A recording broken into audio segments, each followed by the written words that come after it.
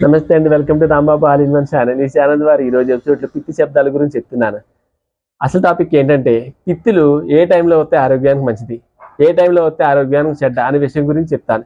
సర్వసాధారణంగా ఉదయం లేచిన వెంటనే చాలామంది మల విసర్జన చేయడం అనేది జరుగుతుంది. అంటే మల విసర్జన పూర్తిగా అవుతుందా అంటే అవ్వదు. ఎందుకంటే 60% లేదా 50% అనేది మల విసర్జన పొద్దునే జరుగుతుంది. ఎందుకంటే చాలామంది నీళ్లు తాగినా సరే మలం అనేది పూర్తిగా బయటికి రాదు.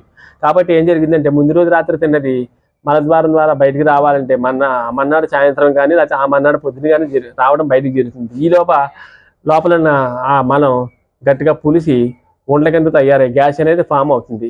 మరి అప్పుడు ఏం జరుగుతుందంటే ఉదయం లేచిన వెంటనే సాధారణంగా లేచిన వెంటనే చాలామంది నీళ్లు తాగుతారు. మోసం అనేది పూర్తిగా అవ్వదు. లేచిన వెంటనే ఏం జరుగుతుందంటే చాలామందికి శబ్ద రూపంలో కిందకి వస్తూ ఉంటాయి, అంటే పిత్తు రూపంలో వస్తాయి. గ్యాస్ ఉన్న వాళ్ళకైనా ఎవరికైనా సాధారణంగా పొద్దున మాత్రం మలద్వారంలోంచి పిత్తులు అనేవి రావడం జరుగుతుంది. పిత్తులు వచ్చినప్పుడు ఏం చేస్తుందంటే ఆ మలం అనేది ఆ ముడ్డు పూసల దగ్గర కూర్చొని అలా ఉంటుందన్నమాట. మనం అర్జెంట్ కాకపోతే ఆ మలం నుంచి ఎక్కువగా గ్యాస్ అనేది ఫామ్ అవుతుంది, అంటే దుర్గంధం అనేది వస్తుంది. అంటే మీకు మోషన్ అనేది పూర్తిగా అర్జెంట్ అవ్వట్లేదు. అర్జెంట్ అవ్వనప్పుడు ఏం చేస్తుందంటే ఇలా పిత్తి శబ్దాల రూపంలో నెమ్మదిగా కిందకు వస్తూ ఉంటుంది, అంటే పూర్తిగా రాదు.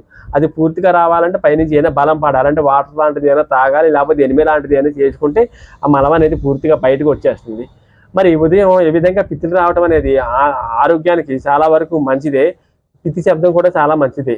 కాకపోతే ఏం జరుగుతుందంటే మళ్ళీ ఏ టైంలో వస్తే మళ్ళీ మంచిది అనేది చెప్తాను. సాయంత్రం 5:30, 6 ఆ టైం కల్లా పిత్తి శబ్దాలు వస్తే ఆరోగ్యానికి మంచిది. ఎందుకంటే మీరు రాత్రి తిన్నది పొద్దున్న టిఫిన్ తిన్నది కూడా సాయంత్రానికి మలం కింద తయారయ్యి మలద్వారం దగ్గరకు వచ్చి నిలిచి ఉంటుంది.